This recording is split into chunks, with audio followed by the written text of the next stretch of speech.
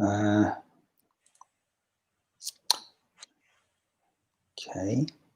Oh, people, you're live there. Good. Welcome, welcome. We're about to start ShineCast. When I can just find what I'm looking for there. That's good. Yep. Excellent. Find what I'm looking for there. That's good. Excellent. That'll do that.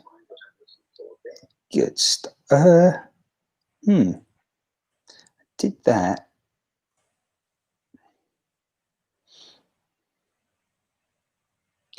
Oh, did I tell you, people? Did I tell you? Jimmy Heaven's here. Hey, Jimmy. Good evening, wherever you are. And good morning for me, afternoon or evening. I just like to say good day. How about that? But then it doesn't work either because some people are watching this evening, nighttime. Yeah. So anyhow, now where I am, of course, it's afternoon at the moment, but I'm an hour back than I would normally be because the clock's changed. Isn't that crazy? Right. What are we doing here? I'm just making sure that everything technical is almost. Yeah, I think we're doing good. Do that.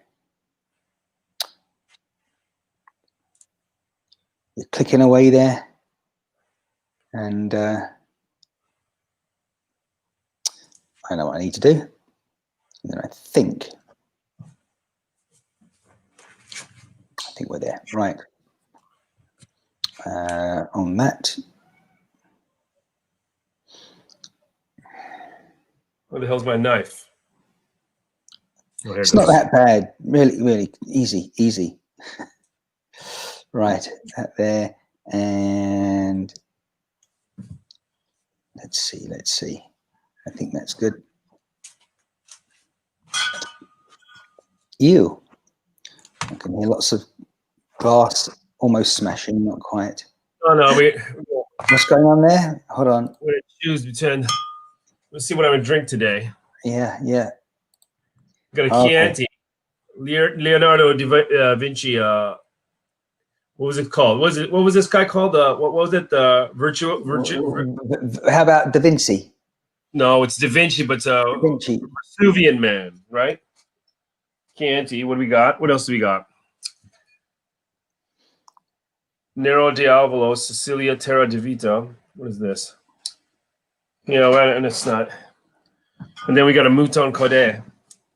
I think we're gonna go with this one today. I'd like you to try that after you've had a few of them, and try and say that rather. Right. I'm just still trying to figure out this digital device, but I think we're good to go. Really. Good to go. We're live. What are you talking about? Good to go. We are live, yeah, but we haven't started, as you know. Should we get it underway? Yeah, and then you can introduce your drinks and things like that, maybe during our official ShineCast. I can't wait any longer. You can't wait any longer, right? Stand by then, and stand by. And I just got to press that button there, and then we can start. Everyone, wherever you're watching, thanks for joining live or on the replay. And okay. Got some. Oh, what was that? What you got there? You got your alerts going there, Jimmy, eh? Yeah, no, yeah, that's fine. Okay. Well, you can switch them off while we begin this broadcast. ShineCast is beginning any moment now.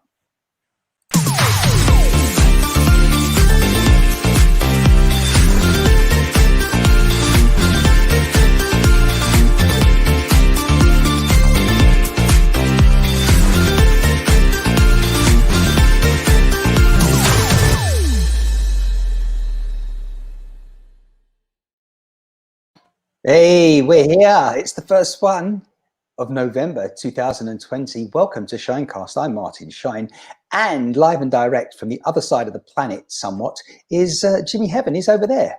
There you are. Hey, Jimmy. Hey, how you doing? I'm doing good. Good evening, afternoon. Good afternoon there, right? What time is it? As we say this, it's 7 minutes past 3 p.m. local time. It must be 7 minutes past 11 p.m. there. Nope. Midnight. Midnight. I'm Saturday. I'm in Saturday. No, past midnight. So yeah, you're on the next day. I'm talking to you from yesterday. 7 minutes into the new day. So Good stuff. Well, how has your day been so far? no. Oh, we need a big shot of that. Like, yeah, full screen on that one. We're about to open a bottle of wine here. Yeah, always. Well, not always. You know, it's like during the summer, I'm drinking more like beer and was it highballs, whiskey highballs. But right, you know, it's getting a little bit cooler. So, yeah, I mean, it is right. So yeah, I think the red wine is good. yeah. I started using. I got an oil heater. I just started using an oil heater. Oil heater meaning a radiator style, Italian DeLonghi Italian oil heater style. Was it a? Hi, Matthew Culkin. Indeed, he's in Australia. Yeah, joining us again. Oh. Hello, Matthew. Thanks for joining us, and don't forget to share this out, like it, and follow if you're not already doing so. People, we also have a comment from the USA already. Hello to Brenda. She's out there telling you, Jimmy, that apparently you look tasty. Oh, sorry. I think she means right. Well, there you are. Maybe she'll repeat her comment, and then she'd have covered both bases. Anyhow, moving swiftly on, Jimmy. Oh, actually, no. Before we do that, we've got to do this. Look, another full screen of you doing the twist there. Oh, this is good. This is good. This is definitely. This is the way. This is how we start the show, people. Right. Yeah. There you are. Good old screw there on a Friday night, Saturday morning for Jimmy. As we're live, of course, we are. There we go. Knowing that people are watching all times. Nice. Yeah, absolutely. Hi, Brenda. Got it right there, Jimmy. And Brenda says hi to Jimmy, and Matthew Koken is saying, cheers, Jimmy. I will share some with you. yeah. Jimmy, you'll definitely have a sip. It's a Mouton Cadet. On behalf of Matthew and dedicated to Matthew there. That's good. Lovely. So, Jimmy, it's been a bit of a crazy week, you know. I mean, when is it? Is it not? But it really has been an intense week. In fact, I was only saying to myself, well, less than 24 hours ago, where has the 7 days gone? I really can't believe that we're here again on ShineCast. Absolutely. At the moment, depending on when you're watching this, at what point in the future. Right now, we're on about our 8th week approximately, and we've been here pretty much every week, and it is therefore a weekly broadcast, but that's going to change at some point. So, but as I say, at the moment though, 7 days has just flown past since the last one, and boy, what's happened? Well, we had Halloween, remember? That was a very quiet Halloween for a lot of people, certainly in England and the rest of the United Kingdom of Great Britain and Northern Ireland, because it's very quiet here. It's been very quiet here. Has it? Yeah. Well, it has here because, again, we've got the pandemic ensuing again at this time while we're broadcasting. Hopefully someone's watching this and it'll be like 5 years, 2025, and pandemic's been sort of somewhat sorted out, if not fully. Sorted out? The pandemic has been sorted out? I don't even know what that means. No, well, as in, you know, it's not as crazy as it is in 2020. Hopefully they'll have a vaccine of some description. And who's taking a vaccine? Are you taking a vaccine? No, thank you. I'm not taking the vaccine. I don't know until the opportunity arises to take one. Am I going to just say nope? But right now, as I sit here, that is indeed my response. Well, you know that it's this. I guess was it a virus that's continuously changing and exactly mutating? That's so. Was it a vaccine be pretty useless if it's mutating constantly? This is why I think our politicians are being ridiculous, to put it very politely, locking us down in quotes, or even in not in quotes, either way, you know, restricting us, taking away our rights to socialize and to go to bars, pubs, restaurants. It's all about common sense. I mean, you know, let's go back to this thing. We're talking about this a week ago, but the flu, influenza, it is a serious illness, but it's more serious if you've got an underlying health condition, you know, pneumonia. I mean, these sort of things are very dangerous to us. But why suddenly did the government take this more seriously, for want of better words, the epidemic or the pandemic? And the reason is because simply because the numbers of people contracting it at any one time.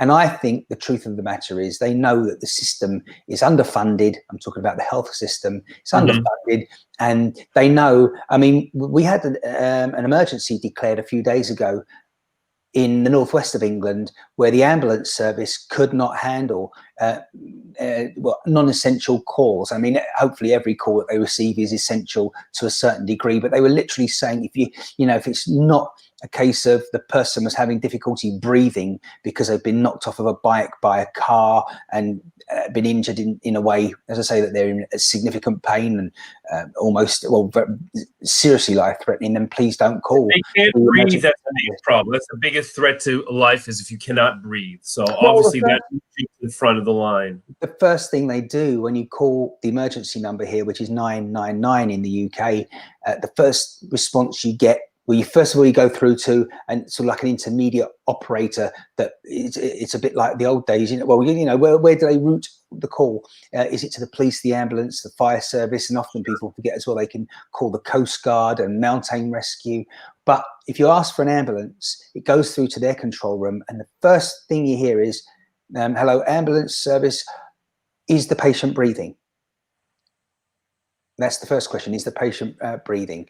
And obviously, if you say no, they know to jump to the next page, metaphorically, which is telling you how to try and resuscitate the person. Of course, these days as well, that's changed. It used to be mouth-to-mouth resuscitation, and of course, these days it's something that they don't advise you on. You see, it's more compression to the chest. Excuse me? Because it's COVID time.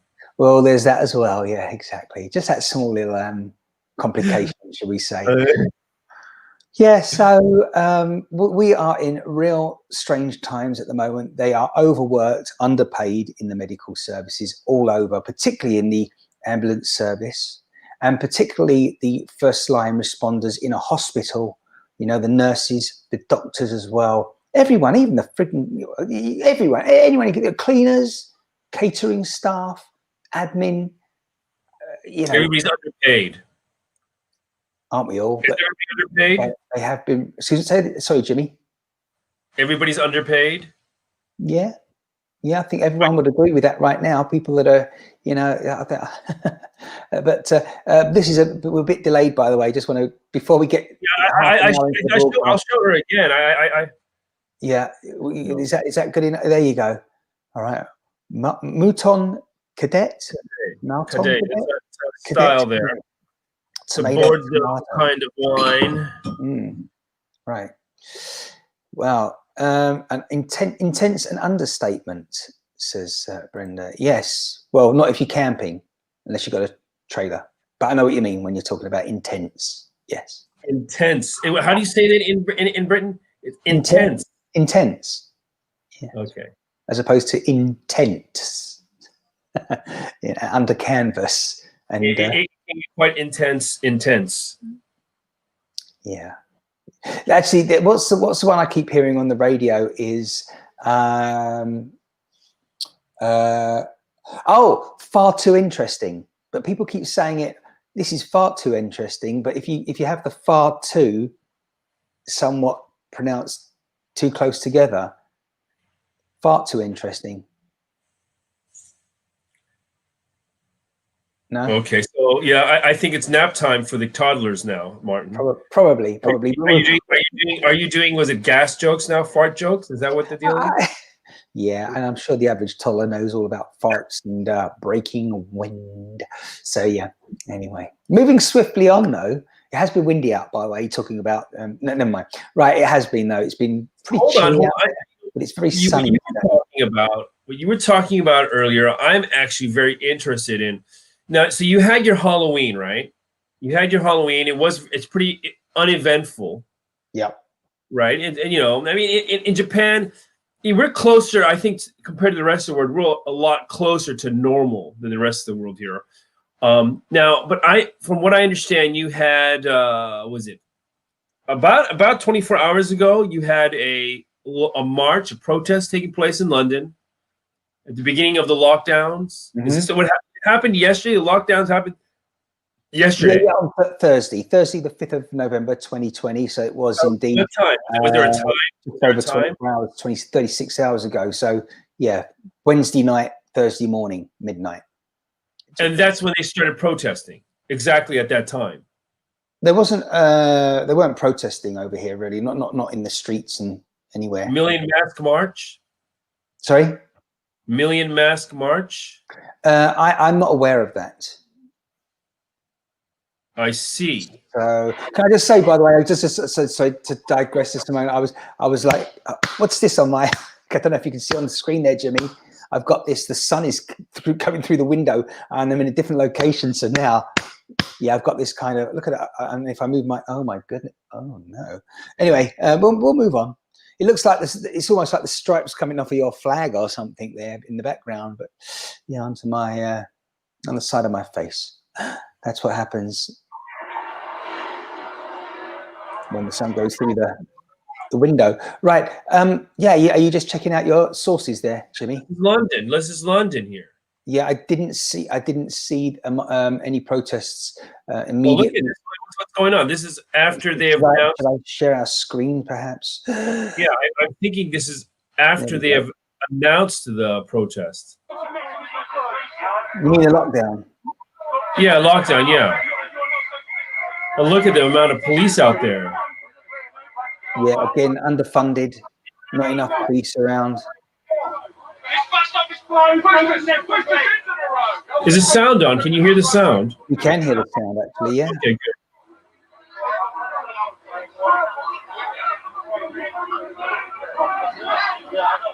So I guess this is like right after it's been announced. They started it in the evening, I'm guessing, right? The lockdown. Well, I don't know if it was immediately after it was announced, because it was announced. Here people are chanting something here. What was that? Freedom. They're chanting freedom, I think. Right, but this was saying it was after it was announced. It was actually announced, if you remember, last Saturday, and it was announced. It was actually revealed in the press.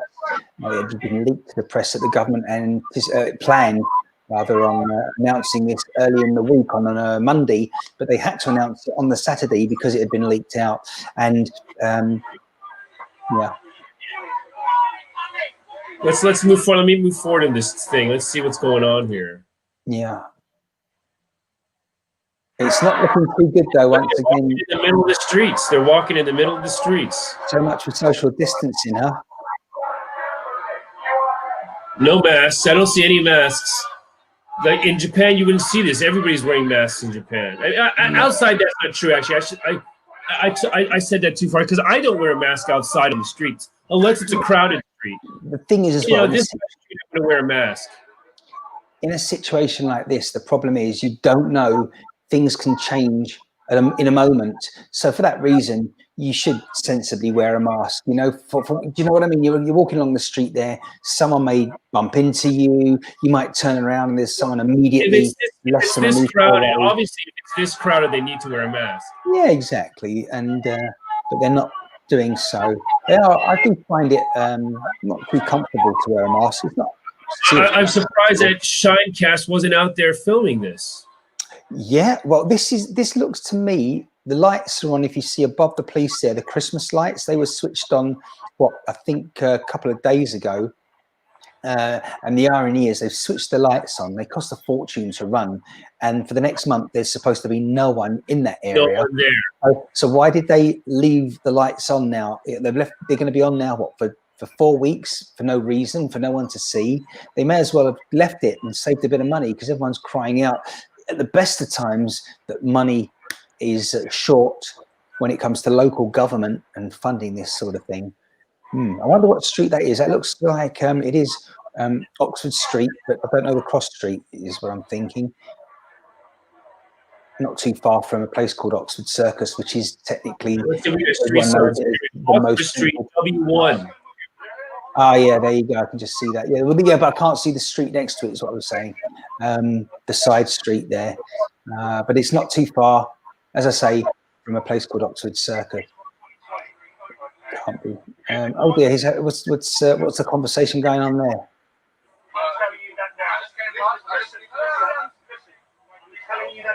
this area. Before that, I need to know who you are. Can you put the ID on you? I don't, unfortunately. You don't? How am I going to verify? How am I going to be able to verify who you are?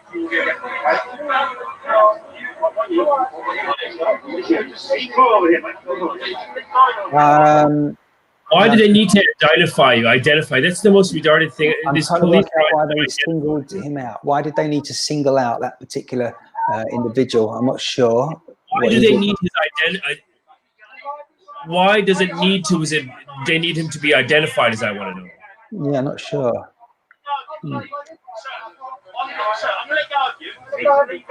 Yeah, Brenda says it looks pretty for the protesters in as much as the lights, I think, in the Christmas atmosphere. It's the police Christmas parade. Right. Yeah. It's a bit of a carnival, it looks like there, although they'd certainly not want to publicise it as such. Yeah, it looks quite recent, doesn't it? In the last. They're taking his stuff. They're locking him up. They're locking this guy up. They're putting his stuff in a plastic bag. They're about to put him in the van. Yeah. Look at that. They're taking his stuff away. For what? For walking the streets? Give me a break. I think that, well, what were they making an example of him, perhaps?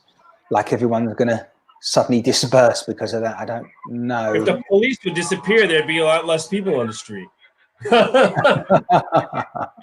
wouldn't be so crowded. Right. Yeah.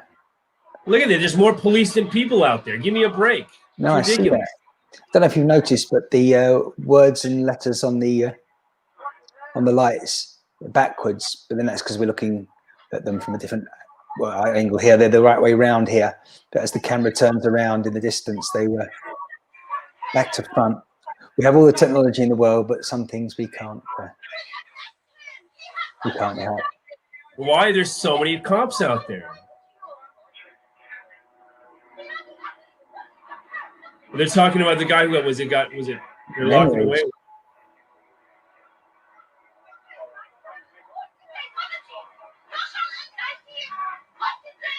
Well, she's not too happy either. What's she saying?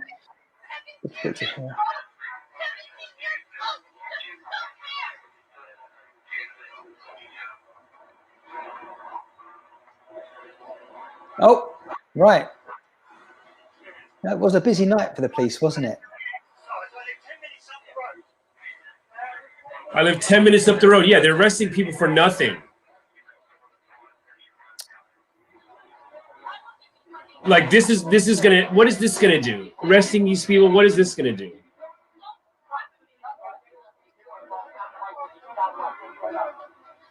It's not like they're being violent like the ones that were the protests that were happening in America. Was it a couple months ago? Thankfully, in that case, I think they should round them up and tie them all up. But these guys, they're not even doing anything. They're just walking the street. It's ridiculous.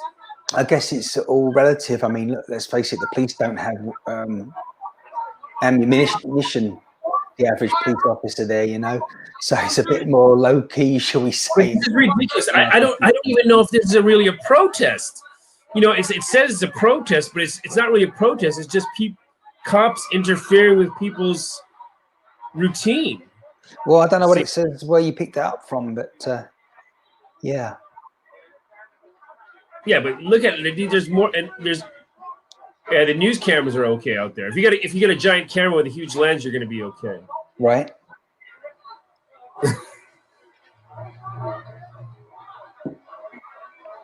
There is a lot of police there, that is for sure. There's more police than people out there. I think it's ridiculous. If this is after lockdown, then that's exactly why the police are onto them, because you're only supposed to be out for essential. It's becoming a totalitarian state. They're in total control. I mean, there's got to be some kind of gradual way to coerce the people, through speeches and talking to them. This is just ridiculous. Mm-hmm. Yeah. There's more police there than there are people. They're not doing anything. They're not it's not like in America where they're looting and burning places down. You know what I mean? Well, as I said, we're lucky that it isn't. Yeah, good. It's a good thing. Yeah. So that I don't see. Look at this. This is ridiculous. Yeah. Oh, is that a delivery driver? Look at that, Jimmy. There was my Delivery pizza. driver. There you Oh, come on. No wonder my pizza was delayed last night, you know. Yeah, exactly. At least there's hard evidence. Is he essential worker out there? Well, this is it. You're allowed to order food. And so basically, so it looks like they're just blocking off this street. What's the deal? They're just are they just canvas or like just blocking up the area? That is the UK's largest, busiest shopping street, Oxford Street, and one of the most central places, as I say, in London. The place that is technically known as the central point is Oxford Circus. Yeah. And so, yeah, as I say, it seems to me that happened after the lockdown was imposed at midnight on Thursday, yesterday. Isn't there a way to talk to people instead of like, okay, we're gonna have a lockdown, but to curb your activities, to like, wear a mask? And I know in America there was a big problem too. Like people are like, I don't want to wear a mask, Yeah. But I think, you know what? We should give more rights to the shop owner. If I don't want to serve you, I don't want to serve you. I don't care. No matter what, I think it should be a reserved right. Any shop owner to not serve you if they don't want to. If you don't wear a mask, don't come in. You're now bordering. You see, the thing is now, Jimmy, when you talk about that, now you're talking about whether the shop owner should have a right to serve one type of person or not. Now we're getting onto a different conversation, aren't we? Where, for example, we've had hotels refusing a couple because they're the same sex sharing a room, that sort of thing. And there's been a few court cases like that over recent years. But then again, it's all about being sensible and not necessarily. Well, I know it's a really tough. I know it's a really sensitive subject. And though I disagree that you should, like, why would you deny service to somebody, even if they're a same-sex couple or whatever? But I also think that if that's what the establishment is and that's their philosophy, then why would I want to stay there anyway? So what's the problem? Like, if they don't want to, but it still doesn't take away the fact that there's a prejudice there for the next couple that enters to have a similar problem. And I know what you're saying, but then do you want to go back to white people and black people traveling on the same public transportation? Okay, that's public transportation. But if there's a company out there, you're saying, I'm thinking obviously back in 1950s USA, if there's a private company and they are transporting people from a city to a town somewhere, can they discriminate between people? And is it right? We have to put a point where was it the public and private, where that line is. But why should you be allowed to discriminate if something's public, but not if it's private? What I'm saying is it shouldn't. Right? Yeah. No. But I'm just saying exactly. So okay, but yeah, all these complications, and we can't even get the fundamentals right in life. And we end up going around in circles. No mask, no service. No mask, no service. Basically, at this time because of a health, was it reasons? No mask, no service. Very, very simple. But then it depends again on the person's circumstances and the situation, doesn't it? If someone, for example, was having some sort of problem because of their health right now, and they needed some water, all right, but they haven't got a mask, I think it'd be reasonable if they stepped into a cafe store themselves. No. It's an emergency. Why are you walking around without a mask? Well, maybe it's in their pocket. In your pocket. I always carry mine, even if I'm not wearing one. I'm carrying one right now. But then why is somebody walking around without one of these asthma inhaler things, and then suddenly they have an asthma attack? And what we should just say, you know what, you should have had your inhaler with you. We're not going to bother with you. That's a very different thing. You should have a mask. If you're, go get somebody else to get you some water. Get somebody else to get you some water. But I'm just thinking of a fast changing and unfolding situation. Maybe someone's got a mask, they've left it in their jacket, which is in their vehicle, and they've just stepped out the vehicle. I don't know. You know, there are circumstances where Go back to your vehicle. Get your mask. What type of vehicle do you have? Well, actually, I drive an ambulance. Really? No.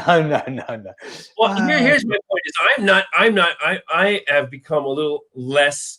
Was it what do you call it? Nervous about this mask, no mask situation. But in this case, I think it's that the store should say no mask, no service. Very simple. Right. Yeah. Unless you're Jim Carrey. What? If you're Jim Carrey, you are the mask. Just saying. Okay. Yeah. So I just don't see any reason, you know. I mean, yeah. Just fucking carry him. Sorry, I missed that. I think you said just always carry a mask. Is that what you said? Carry a mask, man. I'm carrying a mask, even if I'm not wearing it outside. Yeah. But I'm going into a crowded area. I'm going to the store. I put my mask on. You know, because you know what? Do I think that it's going to save me? No, I don't. But guess what? If it's going to make everybody feel around me, feel a little bit comfortable, then fine. Well, as the government have been telling us here, they've been telling us that wearing a mask is more to benefit everyone else, not yourself. Absolutely, and that's the point. That's the whole point.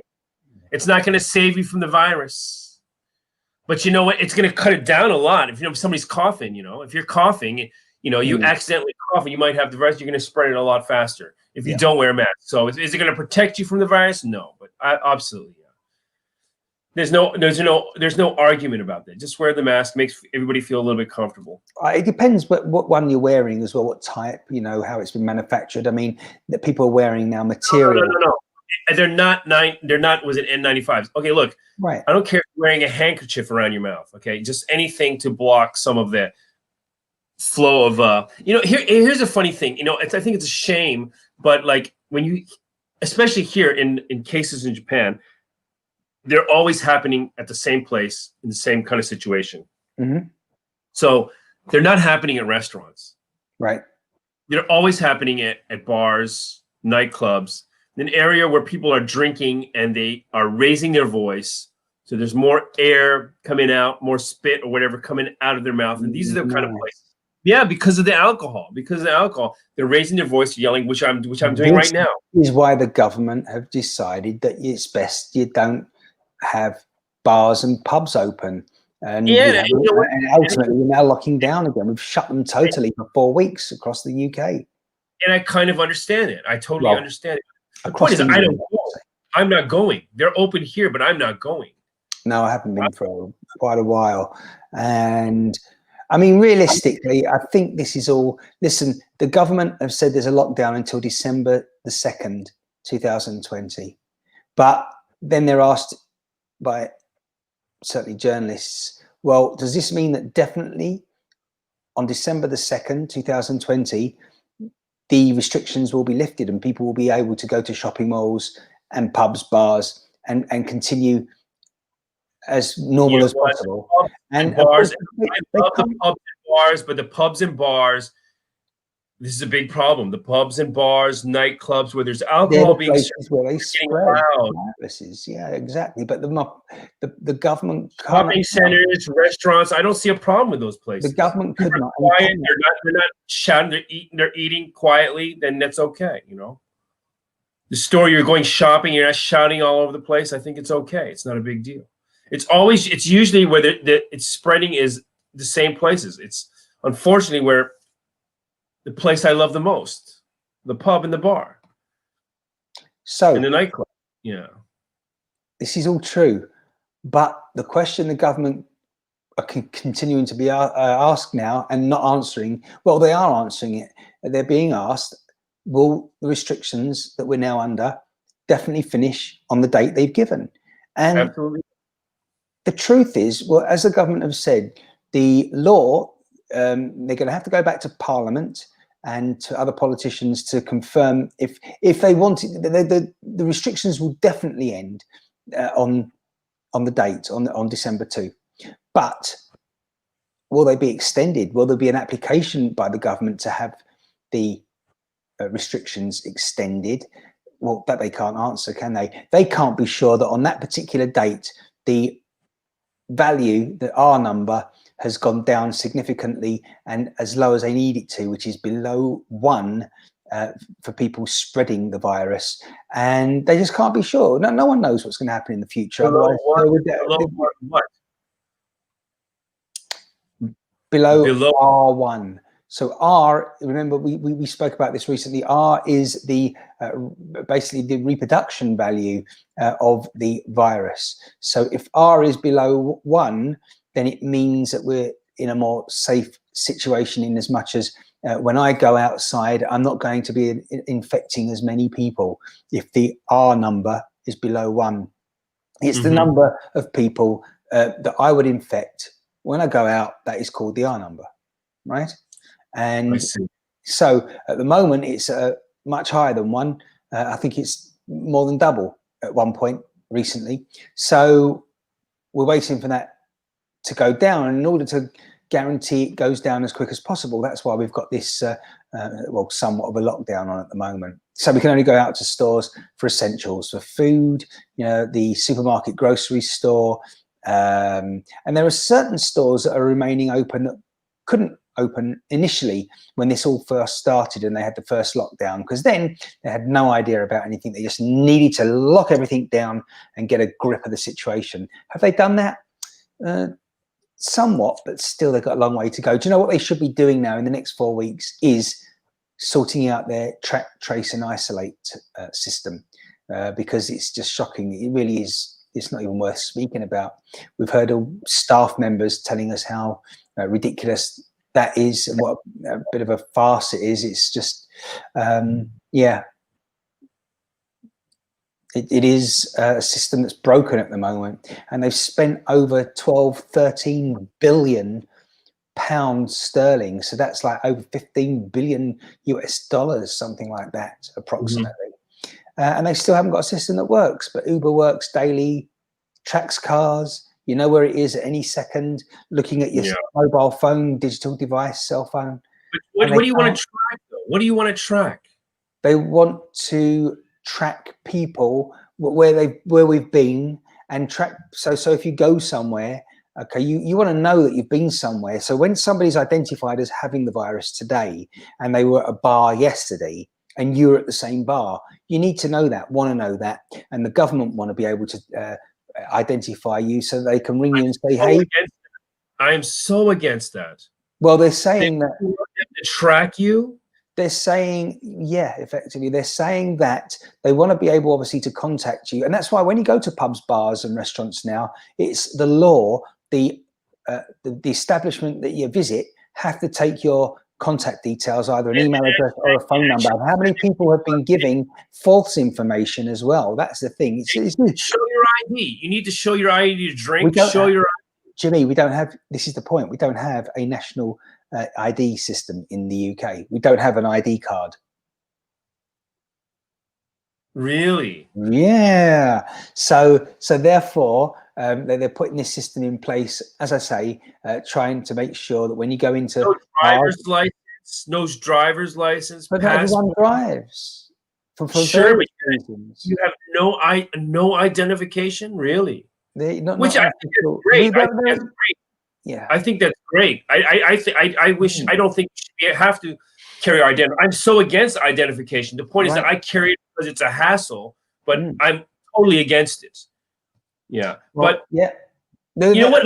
We're trapped enough as it is. I mean, come on, people don't realize that when they have their location services on their regular smartphone device, that it's always tracking your Google and things. Did you know as far as to the best of my knowledge, when you look at a Google map and the traffic on the road, you know, it's green, amber, red, depending on how congested it is, right? That actually the reason, how does Google know all this? Because a lot of people are opting in to be tracked. So when they're in their car, their cell phone, mobile phone, turn it off. Well, yeah, exactly. Turn location. If everyone switches it off, then of course you wouldn't have this information to let you and I know if the roads are busy or not. So in some ways it's advantageous, just so long as they're not tracking me I don't mind. You know, but Here goes. Location is on right now, right. but just turn it off, and that'll, I know that. that's The other and way. sometimes The other way that people get tracked and they don't even think about it is over here. We have a card to travel. You top it up on the public transportation system. We have an MTA in the USA, New York, for example, and over here we have something called an Oyster card for London transport, for the tube, for the buses, the underground trains. And every time you touch in and out, it tells you where I am. So, it doesn't tell everyone where I am, but you get my point, right? It tells everyone where the user is. And in some ways, that's good. I mean, for certain crimes and trying to locate a missing person, that's invaluable information. But the problem is when this information gets into the wrong hands, and then there's... I tried avoiding cards, tried to only use cash. Right. I really tried for a while, but it's getting to a point of impossibility where now it's like, especially because I'm living in Japan, maybe I feel a little bit safer, so I'm okay with that. But like in a place like in other countries, I probably wouldn't feel as safe about the government tracking you. Like for example, the USA, right, Jimmy? For example, I might be thrown into a black van. And you know what? And here's the funny thing, I was living in an area, Yokohama, near Tokyo for a while. I was living there for a while. So it was the first location that I lived when I came to Japan. And when I open up Google Maps on my computer, on my second or third computer since I've been here, the same area keeps on showing up, and I have no idea how to erase it. Well, that's your cookies, isn't it, somehow? It can't be my cookies, so it's not in my computer. It was not in the new computer. Yeah. I moved to a new area. I bought a new computer, and it's attached to my Google account, obviously. Yeah. I tried going in there, erasing all the data, and I open it up, and that same area where I used to live shows up 7 years ago. I'm sure it's something that can be solved technically, but the point is that it's so difficult that most people have no idea. It's in the back, it's right in the background there somewhere. What? It's somewhere in there, yeah. I just had my driver's license reissued. There is a standard and one that allows you to fly. I'm convinced it is a tracker. Yeah, there is. And in your passport, there's a tracker too. The little chip I tried smashing it with a hammer, but I think it's too small to smash. So they've actually put it in the U.S. was a driver's license now, because in the U.S. you can travel on a plane with your driver's license. So yeah, I understand that, but it's in the passports too. And I remember when I first got it with a chip, I was like, what is this, man? I started bashing it with a hammer, but I doubt that did anything. Yeah, I know. Without even trying to bash mine intentionally, my passport is a bit intermittent if it works at all, and I have to manually check in and out. Yeah, not good. All this technology. I mean, Well, that's the thing. There's a good thing and a bad thing about it all, but I just don't trust the government. You know what I mean? I trust private business more than I trust the government. So. Yeah, well, talking about governments at the moment, what is going to be happening anytime soon with the most powerful nation in the world? Apparently, it's a bit messy over there at the moment. It's a little bit messy, as you can see my flag of distress behind me. Well, even your flag is definitely distressed at the moment, because just double checking it there for a second, it's upside down for a start. I'd understand if your name was Matthew and you're watching here, because he's in Australia, for example, and. It's an upside down flag. It's a bit of an upside down world as well. So I suppose it's quite appropriate, really. What is going on there at the moment in the United States, as far as you're aware? Corruption? Well, definitely corruption. Definitely corruption. In the new world? In the free world? The same thing, but double this time that was happening 4 years ago. Right. So the corruption, the cheating, the rigging of votes. It continues. it's not the first time. It's not the second time. It's been happening for a while, but it's just getting a lot more. Was it intricate? And Well, they're doing it. They're doing it. It's a much more blatant situation, which is kind of scary. who do you think's responsible for this apparent? Well, I think what I've read, and you can never be sure of the information that you read, but that right after the last election, they started sending lawyers to all the districts to try to change the vote counting regulations and rules right after the last election in 2016. Mm-hmm. So, you know, they've had 4 years to try to rig this. And, you know, they obviously in this, you know, I'm going to say it's my opinion, even though I think it's more than my opinion, but I'm going to say it's my opinion because we're all, you know, everybody has their angle. There's always a different angle. I can't say that I'm 100% right, but as far as Clinton, that when it was the Hillary Clinton and Trump, I don't think they actually thought that Trump could win, so they didn't rig it enough. So I think there was a certain amount of rigging, but they weren't prepared for like the landslide. So they say it's so close, and Trump didn't win the popular vote, but I very much doubt that. I think it was a much more of a landslide than they say, and this time, I think it's an even bigger landslide with Trump. I mean, you look at these rallies, he's going to 20, 30,000 people are gathering. And then now they're saying, oh, we're finding ballots in the middle of the night with not one Trump vote in it. Give me a break. Give me a break. So, you know, of course, America will survive. Tomorrow will be here no matter what happens. I don't like the direction that it would be going down with Biden. I mean, it's not Biden, basically, because this guy is brain dead. You know, for all we know, you know, he won't even be a puppet. It'll just be the system, you know, chugging along with him as just a poster boy, not even a brain cell, not even a thought. Who is running the system then? Who's part of the system? Well, that's the big question, isn't it? Well, you seem to know what you're talking about. No, we don't know. We don't know. We'd like to find out. Somebody pull the curtain open so we can see. Yeah. The dark forces that are at play. The same dark forces that are running Europe, I'd say. I'm trying to remember what it was I heard about the new system this year. Someone was saying, and it gave me food for thought in as much as I was thinking, maybe Trump has a point. All this talk. See, he hasn't explained it well, but someone did when I was listening to the radio, say about 24 hours ago. Trump is saying, stop the count. Stop counting the illegal votes. Only count the legal votes. Now, he hasn't explained himself properly. And a statement like that just assumes that everyone knows what's going on, even outside the USA, which is not ideal and not healthy, and it doesn't help his cause. Stop counting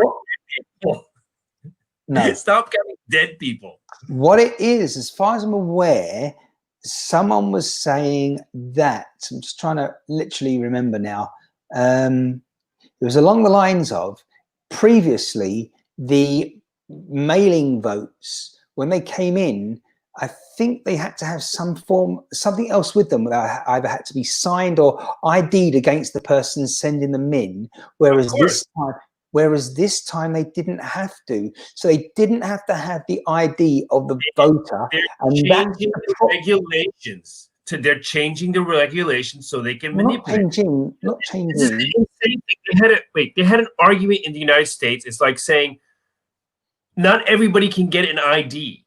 So they're like basically saying, you know, they're saying, oh, black people can't get IDs and poor people can't get IDs. It's like, how fucking stupid do you have to be? You can't get an ID. Are you looking down at these people so much that you think that they're so stupid that they can't go to the DMV to get an ID? I mean, this is ridiculous. You were trying to say that they're changing. No, they've already changed the law. This is what the person was saying. So in the past, for a vote that's being mailed in, you know, and where someone's not going to the polling station, but they're doing it, as I say, by regular post, you had to have some form of ID or reference it to your ID before. And effectively, as we're saying, you didn't this year for the Trump-Biden election, you didn't have to cross-reference with your ID, and therefore Trump. Otherwise, how are they going to rig it? And therefore, Trump is saying that those votes, despite the law being changed in preparation for this next election, they're saying that they shouldn't be counted, these votes that don't have ID with them, because you don't know where it's coming from. And I'm not sure, but the point is, nowhere else is mentioning this fact.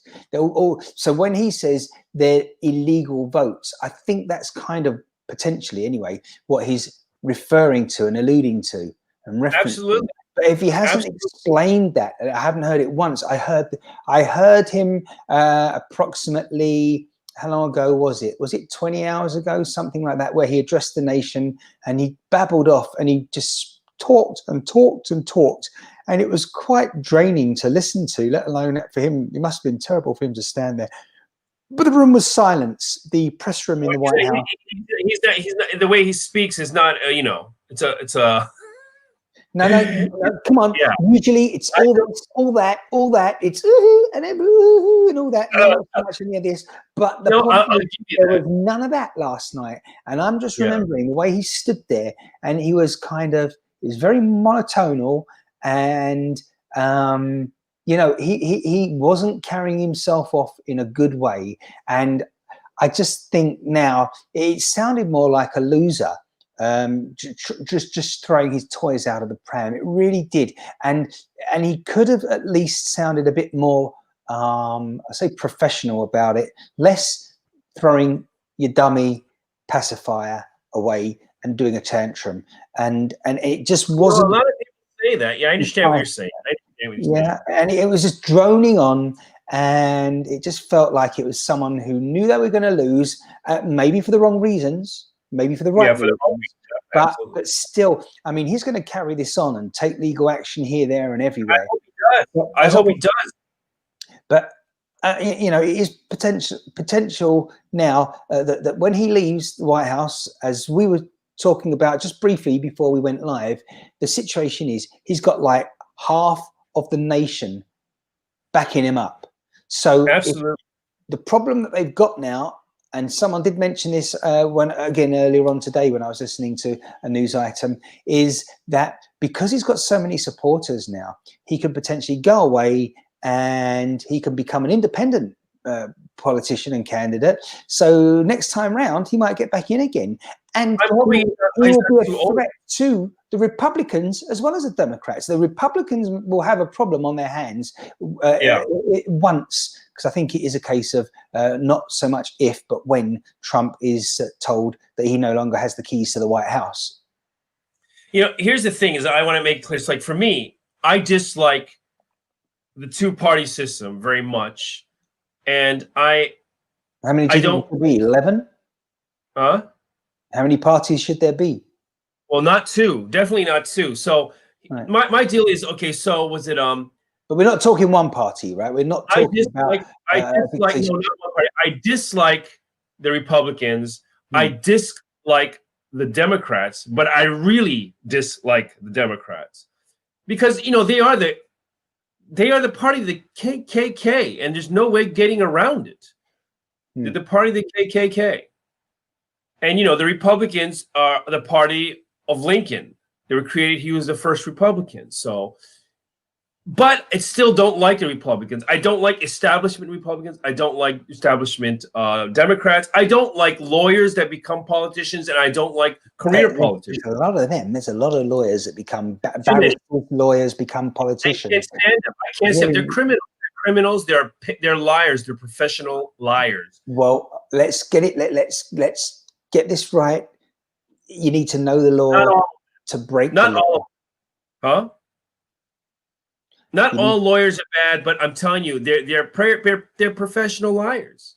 You need to know the law to break the law. Yeah, you need to know the law to navigate around the law and get your way, kind of thing.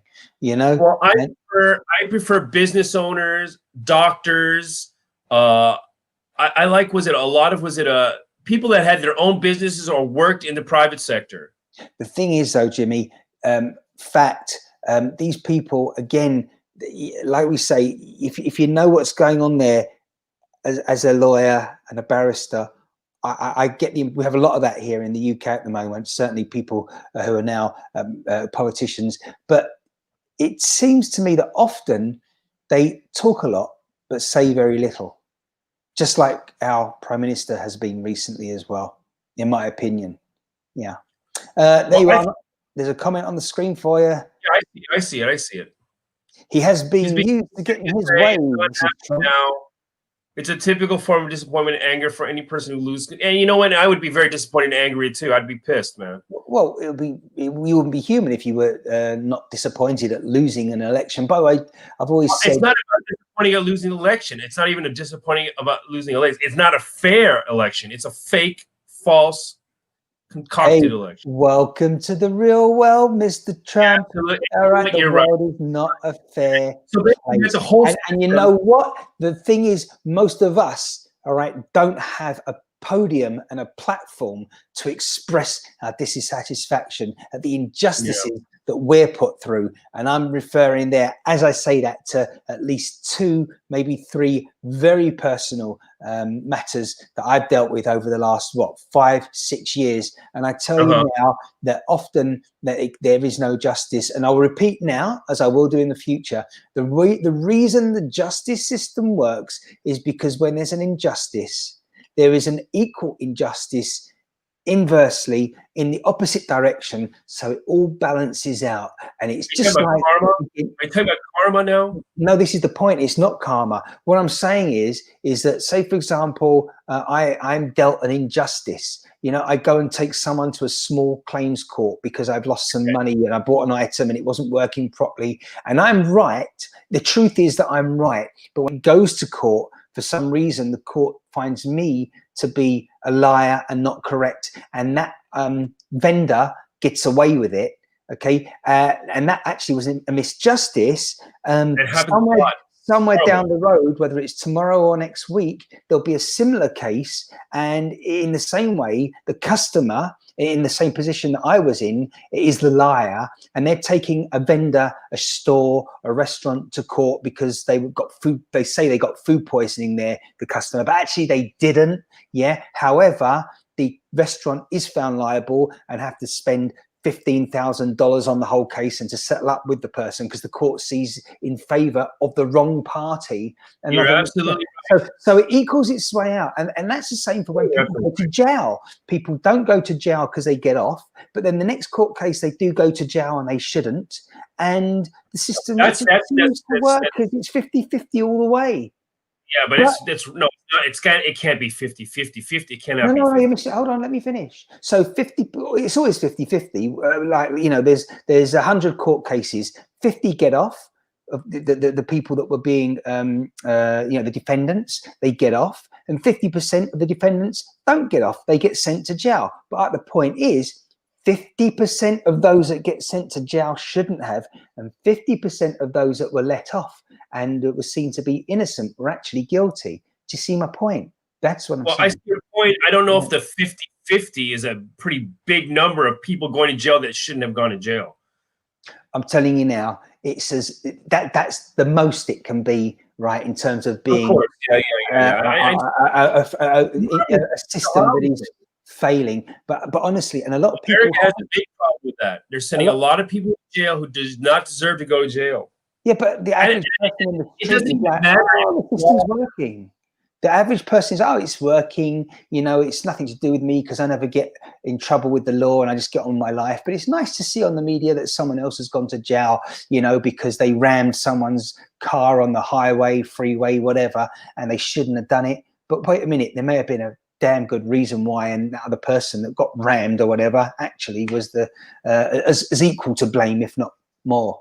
You know, that can be the case. Yeah, you know, it's a crazy world we live in, and again, everything is, you know, everything on the surface may seem all right, but it's just like modern day slavery. Come on, where are we going to go with that? 4 or 5 months ago, with the pandemic going on when it started, it was uncovered a town in England where there is a factory where people are working like this together every day. All right, they're immigrants and they're underpaid. It's slave labor there. We heard about it. But did the government suddenly rush in and shut the place down? And because these people were potentially spreading the virus between themselves, and that's also why there was a big concern in that area. There was a spike. They're probably not allowed out. They're probably not allowed out. They probably right. Well, but there has been nothing. The media were quick on it, but for the last 4 months, we've heard nothing, and it just goes up and down, and the truth of the matter is, as far as I'm concerned, the politicians, that everyone's in it for themselves. I mean, we're all in it for ourselves to survive another day. But when you are tasked, as in a role like a politician, who's supposed to make sure that there is no discrimination, abuse, slavery, that sort of thing, it's almost like unless it's uncovered and the press get on it first, or it becomes into the public domain. It comes into the public domain, and suddenly questions are asked. Why didn't the local politicians know about it? And the people that are supposed, it's just people are paying lip service at the moment. That's what it feels to me. People doing the minimal they have to do, and trying to get away with doing the least possible for huge sums of money and just for an easy life, and they don't really career politicians. It's career politicians. It should be illegal to be a career politician. It should be not. It should not. You should not be able to be a career politician. Yeah, but as we've said before here, as far as I'm concerned, again over here, the prime minister is in power for 4 years, and then he can have another 4 years after that. So long as they can cover their back for just under a decade, that's all they want to know. And then when they leave their position, whether they leave, they leave. Well, for whatever reason, but usually because they've lost an election, their party, they don't care, because now they've got the book deals coming up, and they're going around the world after dinner speaking and things like that at events when they do take place again after. They're accepting money from lobbyists or working for companies that are lobbying. Yeah, and I think Trump actually try to stop that in Congress. Like after you quit, you're not allowed to deal with that for 5 years. Oh, really? As far as lobbying. Yeah. Okay, all right. I don't know. The main point I'm making, though, is that there are we live in such an unfair world. It will never change as far as I'm concerned, because it just keeps going. It doesn't have to change. It cannot. The world today is way better than it was 1,000 years ago. It was way better than it was 100 years. It's relative. Why do you say that? But is it, with all the technology that we have today and the dire straits we're in different parts and corners of the globe? Come on, there are people still starving. Will that ever change? No, because it will shift. That's politics. You're right. Perhaps it will shift, but it will as never. Far as where you live, the way the world is at the moment, it will not work if everybody has equal bank balance. I don't know if that's true. Really? Well, if everybody had an equal bank balance, why? No. There should never be an equal bank balance. I don't want everybody to have an equal bank balance. That's horrible. Which means you see again. So you've got people in poorer countries making our sportswear, for example, working for minimal wages. Again, it's all relative to because when they go to their local stores, it doesn't cost as much to buy something. Sure. They're making luxury items effectively for in the East for the West. Now, how does that work? Now, let me say, maybe we should just take those factories out of those countries. Okay, where do we put those factories? No, but the point is, let's take those factories out of the country so they don't have any jobs. Right. So they can their country can just develop their own thing. I'm understanding what you're saying. Yeah, right. Well, maybe they should just make for their own country. Yeah. People won't want to buy. People won't want to buy for the inflated prices that they need to sell for. And I think the inflated prices are fake. It's untrue. Like when they say, "Oh, we can't make it because of $500." Sneakers for $500, right? Hold on, listen. Yeah, you don't have to buy $500 sneakers. You don't, but people do. You don't have to. No, of course you don't have to. You can buy them for Okay, like you don't have to. $20 for a pair. Yeah, so it doesn't matter. You don't have to. No. And the point is, you don't have to buy $3 sneakers either. You have a choice there. Now, the point is, like in America, which I was, Trump was on the right track, and it is happening in Japan too because of Trump. A lot of Asia, I think, like the Trump policies because it's the way he thinks is what they like. They probably don't understand the way he talks, but they know what he's doing and what he was doing, and it was on the correct path. So was it? It should be made in USA. It should be made in UK. It should be made in Japan. Much more so. Okay. We buy made in China because it's available and it's a little bit cheaper, but it actually doesn't. I don't think it has to be so expensive just because it's made in the West. Because of the technology, because of automation, these things can change, and I think it is going to change. I hope it's going to. They're going to have to change. I mean, look how we've put, in one breath, everyone's like, okay, I'm going to start a company up. I need to manufacture. Now I'm based in Delaware in the USA. Where are we going to get this made the cheapest? Let's go over to the east, the Far East. We go to China or India. Well, let's go China. Okay, so now they go to China, find a factory, have everything manufactured in China, shipped across to the USA and the rest of the planet. Horrible. Right. Horrible. Horrible. Wait a minute. Horrible. So now that works for them. They're using China because it suits them and it works for them. And yet, on the other hand, we're now saying that China's the enemy, and I'm not just talking about pandemic and the way that the White House have been talking. If I was in charge, all those jobs would have never went to China. They would have been going to South America and Central America. Okay.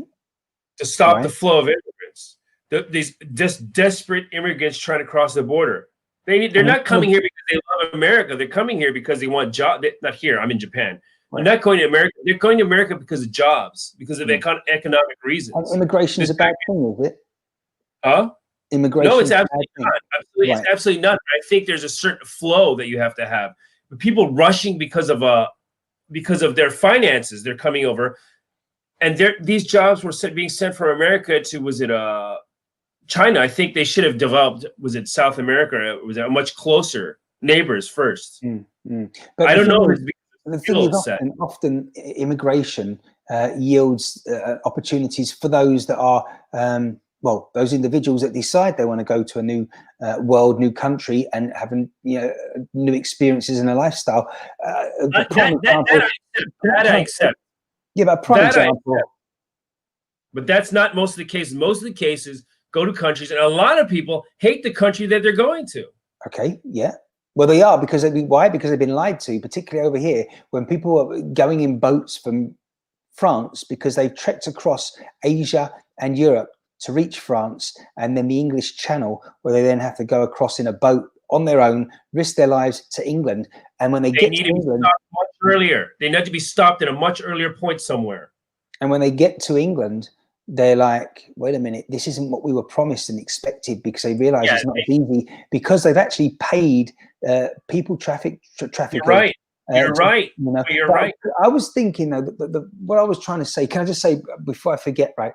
When you got the problem in the USA again, we were talking about, like, for example, South America, Mexico, the wall that Trump was building. Okay. Now, just as a side issue, someone mentioned, again on the radio, I think I was listening to yesterday, if not the day before, how one of Trump's errors was to build the wall as a wall. He should have built it out of trees, plants, flowers, and still, and it would have been more eco-friendly. But I kind of get the point that they were trying to make. It wasn't taken too seriously on the radio. Solar panels. There should have been solar panels. Well, yeah, but he could have made it eco-friendly, the person was saying. And I kind of get what, if it had been made out of trees and plants, at least it wasn't just this brick wall that man's made to prevent people. All it's doing is to prevent people, traveling from one side to the other.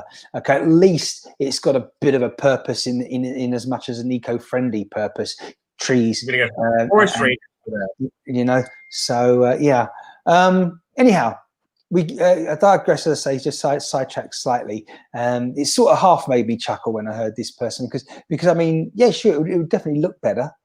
from No, I space understand on a that. satellite. You know, I don't know if you've seen it on Google Maps, the wall is. But I can't say I agree 100% with the wall. It's not like I'm against the wall, but I think the biggest problem is the why are they crossing over? Why are they going to America? Okay, it's not because they love America. You know, it's because they're looking for jobs. So the point is, these jobs that were all the jobs that went to China should have went south of the border. Right. And you know what? And it's a simple solution. I should be in charge. What, of China or the world? No, of the world. But too much trouble. I really don't have the time. Well, no, absolutely. You're busy working on your own campaigns for your own business and for all things ShineCast as well, eh? Oh goodness, how are we doing on that alcohol there, Jimmy? It looks. Let's check in on the money shot there. Drink too much. I have an early day tomorrow, so I can't work too much. I can't drink too much. Oh, but this is a decent. You do mean today, don't you? Saturday for you. It's I still gotta work today. But it's after midnight. We can't forget that. So you say you have a big day tomorrow, but you've got no, not a big day, just an early day. Oh, an early day. Okay, good. It's only a few hours, then I'm free. Awesome. I just I've been cooking. I've got a new oven recently, and I've made some calzones. Could you repeat what you're making? You sounded like you said calzones. Sorry, calzones. Calzone. Yeah, calzones, the Italian like closed pizza. You were telling me about this recently. It says it looks like half a pizza. Sure. Yeah. Well. Yeah. I guess you can say half pizza, but it's not half a pizza. It's a full pizza. I realized what. Yeah, right. I get that, but I realized what you reminded me of. I visualized half when you were telling me the other day. You can get an omelet, all right, if you're not a vegan, and get an egg, make it into an omelet, and then they flip it over, like half of it. Have you seen that before? Well, thank you, Brenda. Thank you. Brenda says they look amazing. Let's show them again. Where are we? Oh, yeah. Well, we got to get them on the screen. We got to get them on the screen there. Can we share? Can we do that? Yeah, sure. Oh, here we go. So the ones with the little red on top, they're actually a tomato sauce based, and there's mushrooms, shiitake mushrooms, onions, and bacon with mozzarella cheese and Parmesan cheese. Yeah. And then you have the ones with this greenish, blackish thing. Those are pesto or basil sauce with chicken and mozzarella cheese and Parmesan cheese. And, kind of get the look of, that's what it looks like when you cut them open. Mm-hmm. Cheese melting. See, now, those, they look like, I told you, they look a little bit like what we call in the UK a Cornish pasty. It's like a meat pie, a Cornish pasty. Well, you know what, Martin, my next plan is to make, I'm thinking about I should make a beef Wellington. Yeah. What do you think? Well, if that's what you want to make, go for it. I know you love making all sorts of food, and cooking is a passion somewhat for you. Well, so, I don't know if it's a passion. It's just, you know what? Here's the deal. I want to show you what I made today. Mm-hmm. If you let me here. Yeah, you can. Yeah. Hold on a second. Let me. Are you ready for lunch, Jimmy? Apparently, someone is. No. What I made today was it's one of my favorite menus, my favorite dishes. Let me get it up on there on the window here. There's a question for you, Jimmy. Brenda wants to know, did you make your own pastry? What do you mean pastry? You mean the dough, the pizza dough? Yeah, absolutely. Yeah. Oh no, because you can buy it yourself. You can buy it rather than make it yourself. And yes, I've wanted to see one made. Do it on. Yeah, there we are. We'll have to figure out how we're going to do that. What we're going to share now, Jimmy? What's this? What can we see? This is very good. This is very excellent. This is salmon. Of course, I've marinated with lots of spices and herbs. Grilled salmon, and this is what's it called? Jasmine rice that I've cooked with. I've cooked with coconut oil, so it's a very fragrant coconut oil rice. And this is a mango salsa with some pineapple in there too. Right. It does look a little scrumptious. I'm looking at the pine. I love a bit of pineapple in there. So it's mango. It's mostly mango, but a little bit of pineapple to give it like that tangy thing. Is red onions, red bell peppers, and some fish sauce. I guess it's called fish sauce, and then was it cilantro or pakchi? So, and that's good. basically what I made today. I was actually having a little conversation with myself, literally a few hours ago. Last night, and thinking to myself, isn't it interesting? Who decided? I was enjoying a chocolate dessert, which was just wrong. It was wrong in every way. It was stodgy, so much sugar in it, fake cream on it, and just unhealthy, really, when I was thinking about it, but still very enjoyable. But I was thinking, so you've just had a meal and had a great, what did I have? Was it shepherd's pie? That was good, so the meat and then a potato on top. But I had this, and it was cottage pie, of course. That's right. How can I make that mistake? Because I'm not too keen on the lamb. It depends on, if it's beef, it's a cottage pie, and shepherd's pie, the difference being a shepherd's sheep. It has. What did it? Wait. What lamb. did you just say? No. What did you say? You have cottage pie, you have shepherd's pie. The difference is the meat. So cottage pie, you use beef, and if it's a shepherd's pie, it has lamb in it, as in hence as I said, shepherds and sheep and lambs and all that. Right.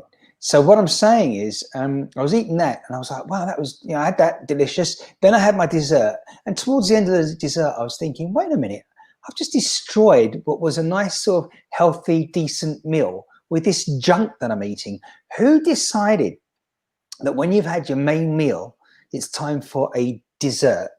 And that dessert, I mean, sometimes you could have peaches in syrup, you could have plenty of other desserts that are more healthy than what I was eating. But who decided that's what the next step should be immediately after a main meal? Whether it's a salad you're having, whatever. It probably has to do with sweetness. It probably has to do with what the different kind of flavors. What do you call it? Say that.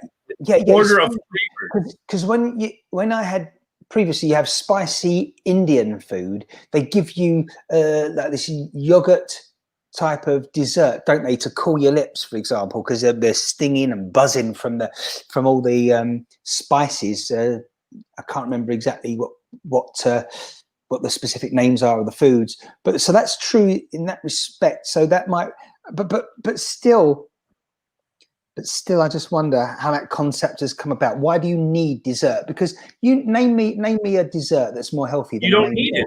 Mark, you don't need a dessert. I'm going to let you know right now, you don't need a dessert. You don't need to eat it. There's no law. Nobody's going to come and arrest you if you don't have dessert. No, I know you don't. But what? So okay, I get that you don't need to do anything again. It's you do what's right for you. But we're conditioned, if you want to put it in those words, that the way you eat over in the West certainly is you have an hors d'oeuvre, a main, and a dessert.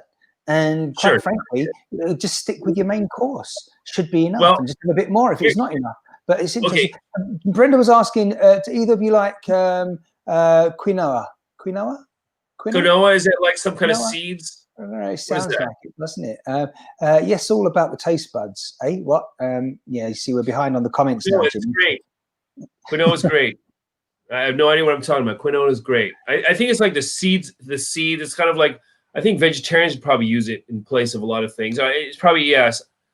Yeah. But it sounds to me something vegetarian, but you know what? Quinoa is probably like something like an Australian spider that's crisped up or something. I don't know. Could be a name. It could be a name of a metal band or something like that too. There you are, quinoa. Yeah, live and direct. Yes. Bubble seeds. So because we're in our own bubble. It's obviously to do with the pandemic, because we're in our own little bubble at the moment, and you're not allowed to, mix outside your bubble. This is really getting to me. This expression and phrase. The government.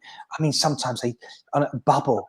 this was like it shows that they think they're talking down to us as a society, like parents do to children. Hey, little bubble, this is what we're talking about now, and today we're talking about the number 11. 1, 2, 3, 4, 5, 6, 7. No, you remember that, Jimmy? The Children's Television Workshop. Electric Company. Electric Company? Isn't it Electric Company? What, the Children's Television Workshop? Not Sesame Street? No. The television. Wait, but that's Electric Company. Street. Sesame Street. Sesame Street. Well, I think they're both very popular. I maybe the Electric Company wasn't as popular as in England. Yeah, see, that reminds me of tapioca. Now, people No, joining it doesn't remind me of tapioca. Tapioca is not a dance for anyone that's just joined us, right? You know what I'm saying? We assume that we all know what's. Yeah, the tapioca. Yeah, one to the left, two to the right, spin around and back again. Do-sa-do. Maybe not. Oh dear. Right. Okay. Anyway, I have something about you. I have some. My 2 cents or 3 cents to add about the dessert thing. Yeah. Could you make it more, please? Make it $1. Well, here's the deal. Here is a funny situation. So, I usually never buy sweets as far as pastries and cakes. I will never order it myself. I will never go seeking stuff like that myself. Okay. But if somebody says, "Come on, eat it," and I'm like, "No, I don't want to eat it," and they go, "No, try it," and I bite into it. I'm like, "Oh my God, this is really good." Yeah. But I will never order it myself for some reason. My first reaction, my first instinct is to go for something salty or like a main dish. I'm more interested in a main dish, as you said before. Salty. Now you got us onto something, haven't you, Jimmy? Now, hold on a second. Seaweed. That is probably the most salty, foodstuffs that I've No, depends on what kind of seaweed. So there's seaweed that's salty completely seaweed, Jimmy. Yeah, but that's just a certain type. That's salted afterwards usually. I don't know what it was. The type I had was not thick. It was very thin, actually. Now, obviously, not kelp. You're talking about seaweed, not kelp. Yeah, this was really thin. I can't. It was obviously it was flat and really thin. Korean style, they flavor their seaweed. I mean, seriously, I surprised myself when I say I loved it so much. Yes, because it's salty, but I think I had it with crispy duck. Well, it's very delicious, crispy duck. I'm gonna make a duck for Christmas. You're gonna make a duck? Yeah, like voila, out of my top hat. No, I'm gonna cook a duck. I've decided to cook a duck. Well, here's the deal. Like, when in America, I've been here for 7 years now. So while living in America, of course, I'm making turkey. I'm cooking turkey. Right. And so, actually, a goose is good too. But I found out that I found a duck here. So I think I'm making a duck for Christmas. What do you think? I think that's a very good idea. A lot of people like this duck à l'orange, but I much prefer the duck, crispy duck, in pancakes. I know. I mean, even just a half a duck on its own with some seaweed, but I love the hoisin sauce and in with the cucumber and spring onions. No, I'm talking about a whole duck. I'm going to make you're talking about the French duck. I'm talking about a whole duck. I'm talking about crispy duck pancakes and all the Chinese sort of stuff, the way they do it. Oh, yeah, you're talking. You're Peking duck. Peking duck, yeah, exactly. Peking duck. No, I'm not making. I'm making a Christmas duck. I still think it's going to be good. Duck meat generally is good, isn't it? It's very moist. It's quite an oily meat. Yeah, I'm all for that. But you've got me thinking now, because I don't know what I'm. Yeah, I'm thinking, even if I go and buy a freaking half a duck and have to have a crispy duck, I'm just thinking I haven't had it for ages. Do you know what? I've got to go grocery shopping. Why are you going to buy half a duck? Give me a break. Bake the whole duck. Yeah. Half a duck. Yeah, maybe. Well, we'll save the other half till later. Yeah. No.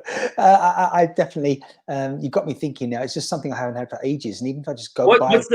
You're living with a couple people around you. You can invite some people to share your duck.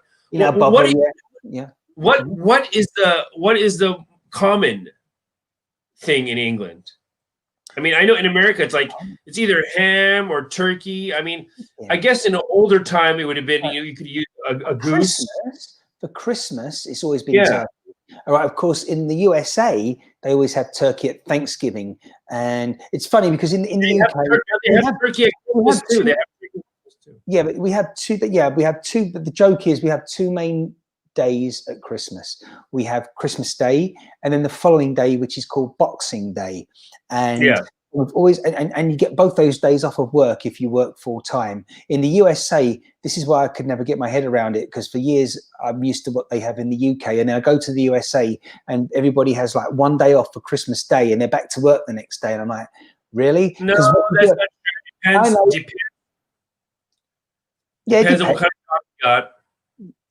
Yeah, exactly. But a lot of people do go back the next day. But hey, there's nothing really wrong with that. It's just, as I say, we're just used to having 2 days. And the reason Boxing Day, the following day from Christmas, is so kind of essential in the UK is because you eat so much on Christmas Day, you know, and then you've got all the leftovers though afterwards. And so often people have turkey sandwiches the following day on Boxing Day. And in fact, that's what Boxing Day is all about. The reason it's called Boxing Day is not because everybody goes into the street and starts punching their neighbors. No, and it's not like that. The reason it's called Boxing Day, nothing to do with the gloves. It's to do with the fact that, you know, many years ago, you used to have servants serving the meal to families. And so what would happen is anything that was left over, the servants would box up into boxes and take home to their families to enjoy. That's why Boxing Day. The following day, they'd enjoy their day with their family, the poorer people. Don't talk about it too much because they're going to ban that too because of discrimination. Let me ask you a question. See, hold on a second now. This turkey thing is confusing me. I thought, are turkeys native to England? I doubt. No. See, so you're wrong, Martin. I know you're from England, you're English, but you're wrong. Turkey is maybe something you're having now, but that just sounds wrong in England. Right. So let me just clarify with you, because we did. Now, if I can remember, Charles Dickens. We're talking holiday, but hold on just a second yourself. Hold on, because turkey is the main dish then for Christmas. Although I was going to say, wait. Charles Dickens, Christmas Carol. What does Mr. Scrooge hold out of the window after he wakes up from his dreams? Goosey duck. Goose duck? I can't remember. Yeah, pheasant. Pheasant's the big one over here. Pheasant. Hold on. Let's see if I have it. I might have it. Christmas Carol. No, I don't. It's not. It's out. I don't have it. I was going to say to you, obviously, we have turkey at Christmas, but as a regular, isn't that American? Isn't that they're bringing in turkey from American? I don't think that's a regular thing. Chicken is every weekend. You know, it's a tradition to have a Sunday roast dinner, and most people have chicken, roast potatoes, and their vegetables. But I was trying to make the point that in more recent years, duck, goose particularly, has become very popular at Christmas. But wasn't that the original English Christmas dinner is goose or duck? Goose? Well, you were going to pull something out of your hat there, but it hasn't happened. But no. Because what I'm saying is, as I said, the Christmas Carol. Yeah, well, one thing that won't be is swan, because they all belong to Her Majesty. You know, they are. You can't touch a swan. Mustn't unless you cook it and it becomes a duck. I mean, a goose. No, you can't do. No, are they not the same thing? No, a swan is not a goose. Really? Absolutely. I'll let you check them out, actually, the old swans. But yeah, they belong to the crown, the royal estate, and we must not do anything to harm them in any way. What's the difference between a duck and a swan? And the punchline? I mean, a goose and a swan. A duck. Forget the duck. No. They're just different birds. No. Come on. Tell me. You don't know goose? Goose versus swan. Brenda's complaining. We've got a complaint here. We've got a complaint. Apparently, that we've been slow on the technical side here. We're catching up on comments. Somebody complain to the producer here. I don't know who it is. Somebody tell the producer to Come on. That's a good question as well. We're going to have to catch on to this in a broadcast in the not too distant future. Start talking about movies and the holiday season. Yeah, there's a lot going. Okay. Can you eat swans? Oh, I think we answered that one. You can if you want. You can if you want to break the law. You can eat rats and you can eat pigeons. You can eat anything you want. But okay, here's the deal. Okay, here I'm going to read. I'm reading just a little thing that I found on Dr. Google. Here we go. Swans have all white wings with long, slender necks, while a snow goose has black primary feathers and a short neck. When you take a close look, each swan is different than the other. Although people say snow geese look like swans, they really are quite different, and that makes no difference. So there's a little bit of a difference between a goose and a swan. The swan is going to be white or a black, probably, and the goose is going to be gray. So I guess you could eat swans earlier, as you saw on the screen there now again. Yeah, you can eat swans. Well, as long as you're not in the UK, I guess. If it's flown over to France, for example, and you catch it there, then perhaps you get away with it. But really, no, it doesn't. Yeah, that comment should never have hit us. I haven't had that beaver. I'm talking about another beaver. But anyway, yeah. You definitely lost me there, Jimmy. So you better continue anyway before I get totally lost. Yes. Well, I was born in the middle of the United States in Missouri, so they used to shoot squirrels and eat squirrels too. Well, that's red squirrels, I hope, and not grey squirrels. Because grey squirrels, grey squirrels over here are more of they're almost like vermin now. They're considered and a bit of a pest. They go into the attic, into the loft, into the roof of a building, and they eat all the wiring. And I think that's probably how they go red, because they just set themselves alight after a while, because they go through all the cabling, and then next thing you know, the place is on fire. I think in the mid-US, it's going to be a gray squirrel. If I remember correctly, it was gray squirrel. Right, yeah. Well, as I say, the native squirrels here, Scotland, there's still a number of them there, but they're very, very endangered. The red squirrel, but the grey squirrels are in England because they came over. If you catch a squirrel here, you're supposed to catch it and not let it back into the wild, to the best of my knowledge, still in 2020.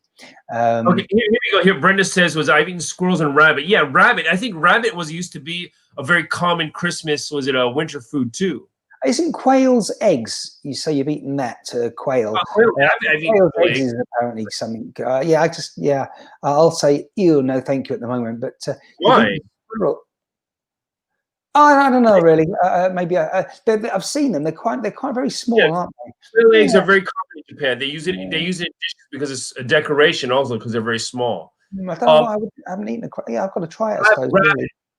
Rabbit. I'm very interested in rabbit in England. I'm pretty sure I tried rabbit, and that's another example of something different you could have during the festive season as well. But yeah, tiny little birds, short legs. That sounds like the ladies around here, if you ask me. Oh, sorry. I mean, you're talking about quails, right? Okay.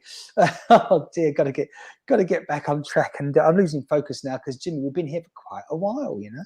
Oh, I got to sign out soon because I got to go to bed. We're going to say goodnight to you right in the next. Yeah, and it's way too early to be talking about all this Christmas stuff anyway. Yeah. Well, you say that. The trouble is that we've kind of got 4 weeks of nothing here at the moment now because of this lockdown.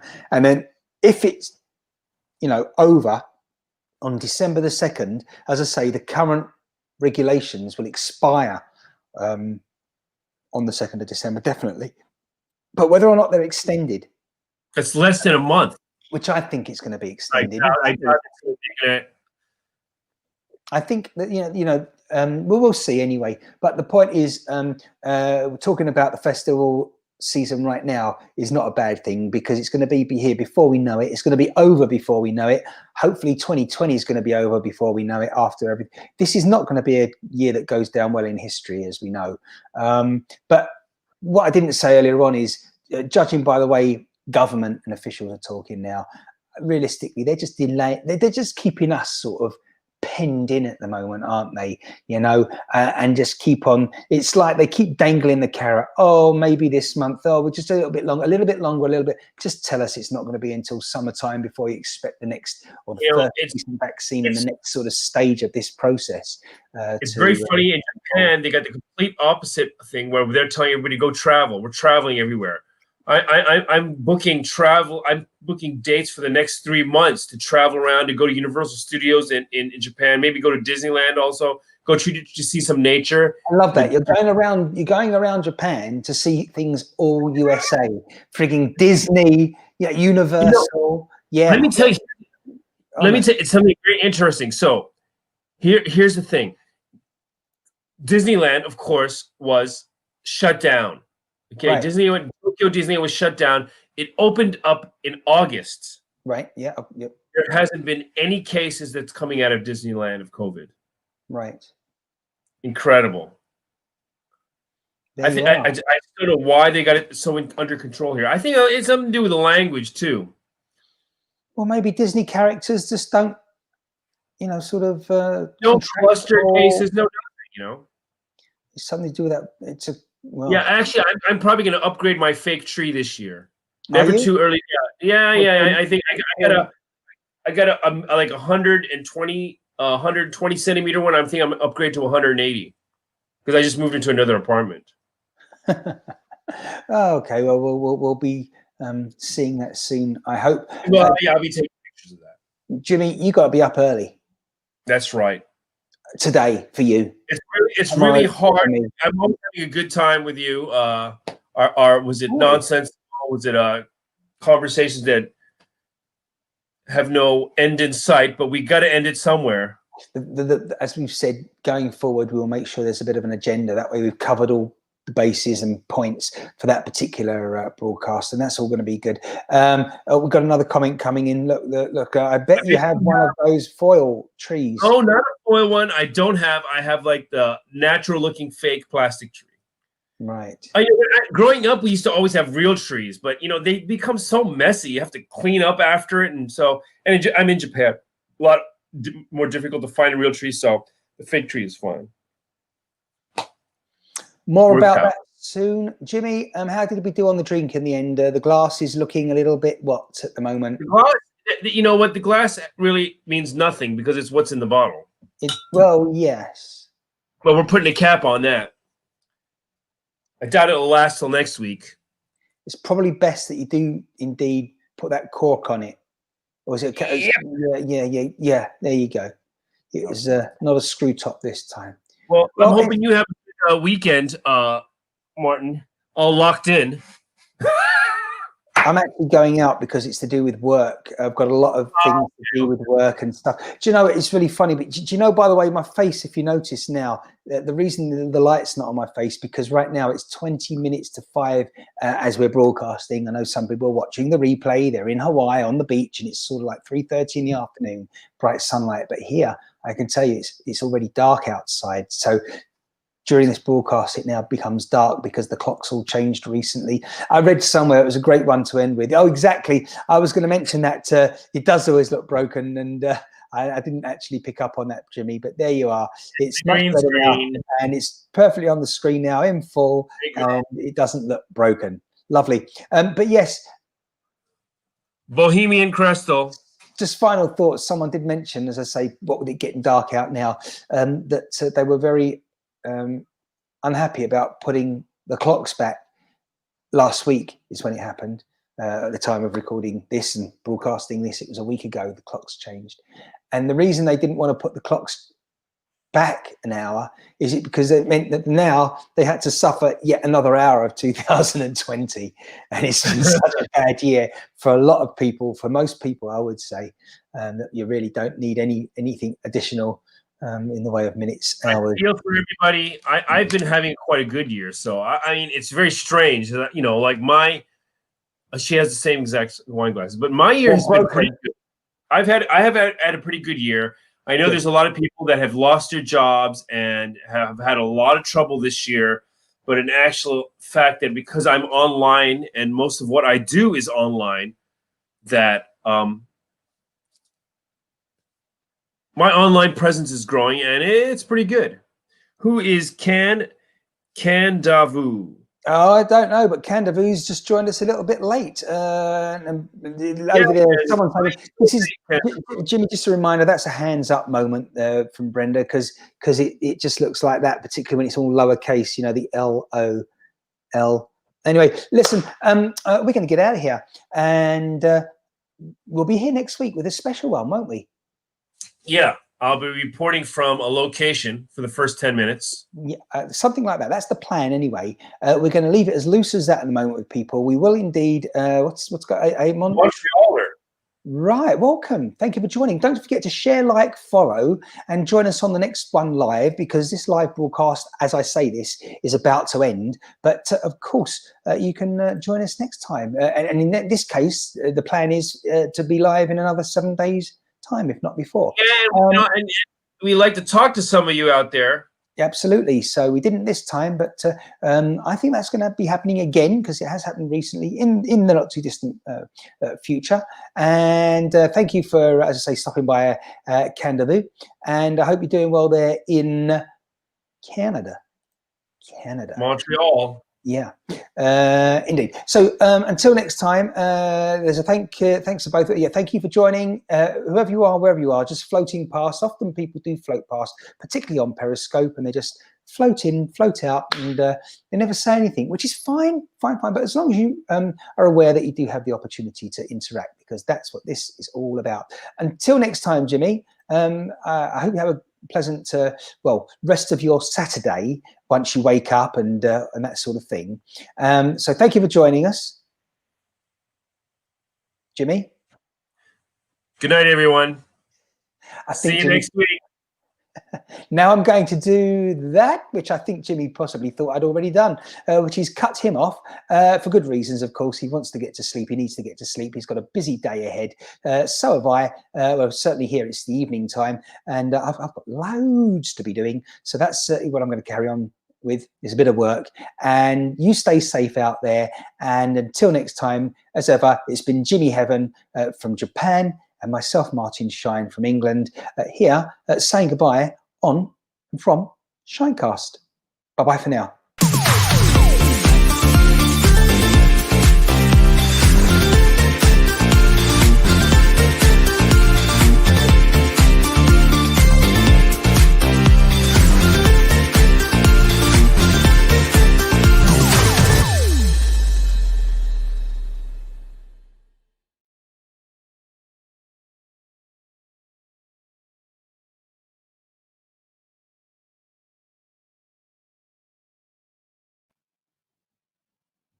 Okie dokie. And we've got to unmute your microphone there, Jimmy. That's good. We'll finish the live. Thanks for watching live, everyone. And we'll catch you soon. Just stick with us by following, sharing, and liking, but certainly following, and then you'll understand a bit more as things progress what this is all about.